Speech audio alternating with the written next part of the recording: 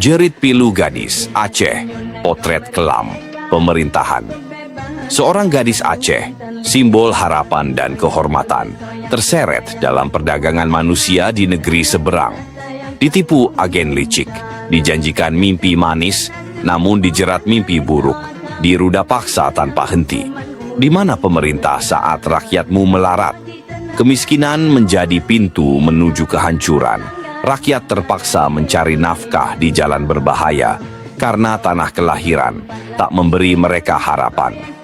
Pemerintah Aceh, dengar jeritan ini. Kalian sibuk berdiri di podium megah, berpidato tentang pembangunan dan kesejahteraan. Namun gadis-gadis negeri ini dijual sebagai barang. Apa yang lebih hina daripada rakyatmu dijadikan budak?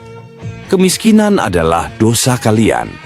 Kegagalan memenuhi janji adalah kejahatan terbesar. Kalian mencetak generasi yang hilang, membiarkan anak negeri dihancurkan oleh kebengisan dunia. Bangkitlah atau biarkan sejarah mencatat bahwa Aceh dihancurkan bukan oleh musuh, tapi oleh pemimpin yang buta dan tuli, membiarkan rakyatnya terpuruk di jurang kehinaan.